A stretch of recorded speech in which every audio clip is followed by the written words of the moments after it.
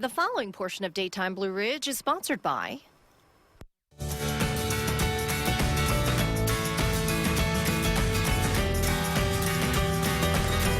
We are in the Frankie Rowland's kitchen with Executive Chef Ted Polfelt representing 419 West. Thanks, and I love seeing corn on the cob on the table right now because that means summer's here. That's exactly right. You know, I thought about it's like grilling season. That's the first thing I think of. So instead of just doing a grilled steak, which we all love. It is wonderful. I try to eat more vegetables in my life. So grilled corn on the cob to me is something I always make for my kids in the summer. And there's 1,000 variations. I'm going to show you one today, and you can play with it either way. Okay. The recipe I gave, since time constraints and where we're at, I pre-blanched it, and then I'm going to rub it down with the butter that I'm going to show you how to make, and then I'm going to put marks on it. You could take the whole cob at home, peel it away, rub it with whatever seasoning you'd like, put it back up, and throw it right on your grill and let it cook, and then just peel that off. Do I take the silks off?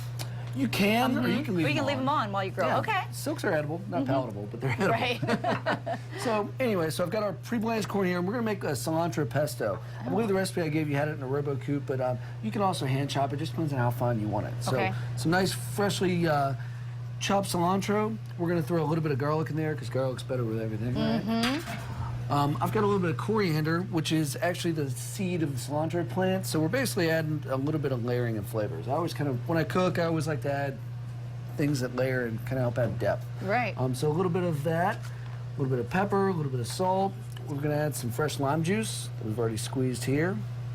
A little bit of lime zest, because that outside has got a lot of natural oils that really perfume things really nicely.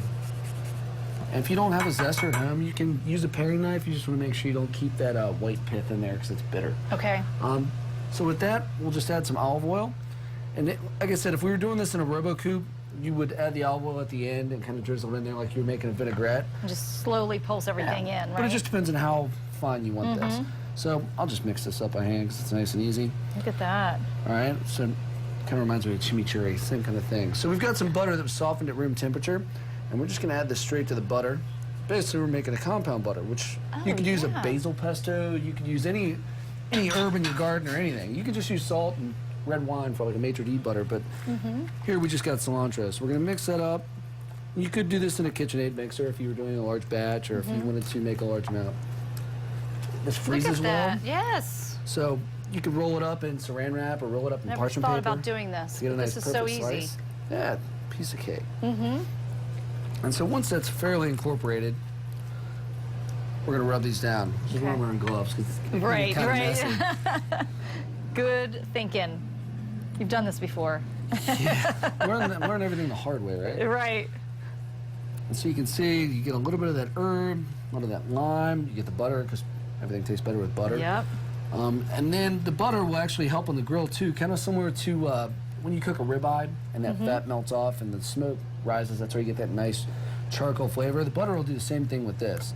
The other thing, though, is you do need to move it around a lot because if it has too much butter on there, it'll actually burn. So you just want to move it around. But it depends on, you know, I like burnt. I like the burnt taste. I do, too. I like the flavor of it. Just kind of depends. And then this is going to go right on the grill. Yep. And like I said, if you didn't want to pre-blanch them, you could do them in the silks, or if you didn't want to do them in the silks, you could wrap them in foil at this stage and do them right in the oven. It's just a matter of how you'd like to do it. Look at that. That is going to be wonderful.